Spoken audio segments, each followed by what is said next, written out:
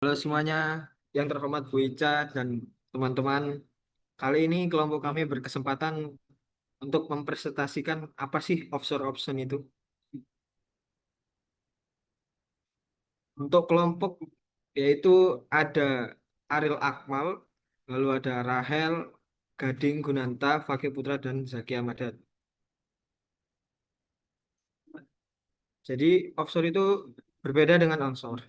Offshore yang berarti lepas pantai atau di luar daratan, yaitu merujuk pada berbagai kegiatan yang dilakukan di luar negara asal, seperti penambangan minyak dan gas bumi di laut, serta kegiatan keuangan atau bisnis yang berlokasi di negara asing. Misalnya kayak perusahaan yang di Jerman, itu membangun pabrik di Tiongkok untuk memproduksi panel surya. Lalu, apa sih tujuan offshore itu? Jadi, tujuan offshore yang pertama adalah biayanya lebih rendah. Nah, itu negara tujuan biasanya memiliki tenaga kerja lebih murah, pajak lebih rendah, dan biaya bahan baku lebih kecil. Yang kedua, ada efisiensi produksi. Yaitu beberapa negara memiliki infrastruktur atau teknologi tertentu yang mendukung produksi massal dengan biaya rendah.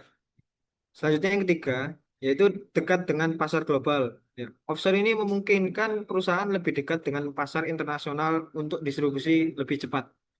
Yang terakhir yaitu mengurangi risiko ekonomi. Ya, jika kondisi ekonomi di negara asal tidak stabil, jadi offshore ini bisa menjadi strategi yang diversifikasi risikonya.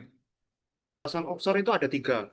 Yang pertama itu ada nilai tukar mata uang, yaitu yang khususnya buat biaya pendapatan dalam mata uang berbeda, bukan kurs, bisa mempengaruhi semua profit yang ada di dunia. Nah, yang kedua ada fleksibilitas rendah. Nah, fleksibilitas rendah itu pabrik offshore yang sering punya batas kapasitas itu eh, tidak bisa menyesuaikan permintaan dengan cepat. Ya, yang dan birokrasi. Nah, peraturan dan birokrasi ini setiap negara itu punya aturan sendiri-sendiri terhadap dalam tenaga kerjanya mereka. Yang contohnya kayak pajak dan lingkungan yang berbeda bisa jadi kompleks. Nah, tahapan-tahapan dalam penyelesaian. Yang pertama ada identifikasi data dan asumsi awal. Yang kedua ada penyusunan decision tree. Yang ketiga hitung cash flow akhir atau periode terakhir. Yang keempat hitung expect profit atau EP. Yang kelima ada diskontokan ke nilai sekarang PV. Yang enam ada gabungkan profit langsung plus PV masa depan. Yang terakhir ada hitung NPV offshore.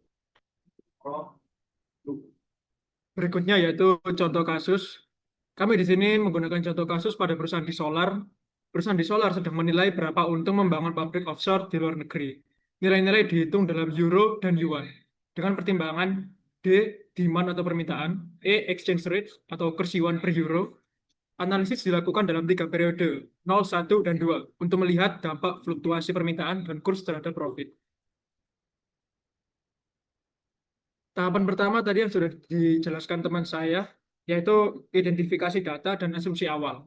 Kita identifikasi terlebih dahulu harga jualnya 70 euro per panel dan fixed cost offshore 8 juta yuan, variable cost 340 yuan per panel. Kurs bisa naik atau turun. Naik 0,6, turun 0,4. Permintaan juga sama. Naik 0,6, turun 0,4.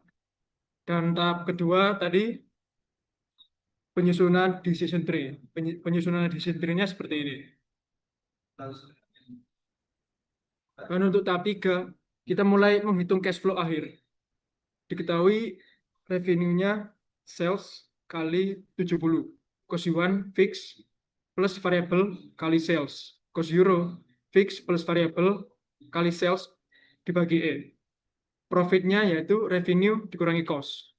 Contohnya ada demand 144 dan E-nya 110,89, sales-nya 130.000. Revenue-nya 130.000 kali 70 yaitu 9,1 juta euro. Untuk cost-nya 8 juta yuan plus 130.000 dikali 340 yaitu 52 juta 52.200.000 yuan. Untuk cost-nya yang euro 52.200.000 bagi 10,89, yaitu ketemu 4.700.000 sekian. Dan untuk profitnya 9.100.000 dikurangi 4.700.000 sekian sama dengan 4.300.000 sekian. Selanjutnya tetap 4. Untuk tiap node periode ke-1, EP sama dengan probabilitas kejadian dikali profit node P kedua. Untuk contohnya kali ini ada node D sama dengan 210 dan E sama dengan 9,90 di periode ke-1. Terus kemudian probabilitas dari setiap cabang ada 0,24, 0,56, 0,06, sama 0,14. Nah, kemudian pada profit periode kedua, untuk cabang-cabang setiap terdapat hasil 4.306.612 dan sekian. Nah, untuk cara penghitungnya sendiri, seperti rumus yang ada di atas. EP sama dengan 0,24 pada cabang pertama dikalikan dengan profit periode kedua untuk cabang yang pertama juga. Jadi 0,24 dikali 4, 4.306.612. Nah, selanjutnya dilanjut pada tahap kelima. Di mana pada tahap ini kita akan mendiskontokan ke nilai sekarang. Nah, rumusnya sendiri, PFVP sama dengan EP dibagi 1 ditambah K. Contohnya, PFVP sama dengan 3.301,441 dikali 1, dan karena K-nya adalah 10%, maka menjadi 1,1, yang mana akan menghasilkan euro 3.1.310. Nah, selanjutnya pada ke-6. Pada kasus ini dikasih contoh periode ke-1 sales sama dengan 120 dan E sama dengan 990. Nah, revenue yang didapat adalah 120 tersebut dikali dengan 70 sama dengan 8.400. Nah, selanjutnya itu pada cost, namun pada kurs yuan menjadi 8 juta tambah 120 dikali 340 menghasilkan yuan 48.800. Selanjutnya pada cost dengan kurs euro menghasilkan 4.929.293. Nah, selanjutnya dari kedua hal tersebut kita mendapat profit langsung di mana 8.400.000 dikurangi 4.929, di mana menghasilkan euro 3.470,77. Nah, selanjutnya didapatkan juga total expected profit periode pertama, di mana itu didapatkan dari profit langsung ditambah PFVP sama dengan 3.470 ditambah 3.001 yang menghasilkan euro 6.472,017. Nah, pada tahap terakhir ini kita akan menggunakan total expected profit yang periode 1 dan probabilitas periode 0 untuk menghitung EP periode 0 lalu diskontokan. Contohnya, periode 0 dengan bobot 0,24, 0,56, 0,06, 0,14 pada total periode ke-1.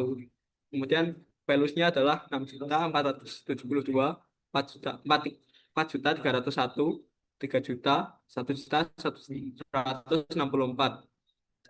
Nah, untuk cara penghitungan sendiri, EP0 sama dengan 0,24 dikalikan dengan values dari tahap 1, yaitu 6.472. Dan itu dilanjut terus sampai setiap tahap selesai, di mana nanti akan menghasilkan euro 4.305,580.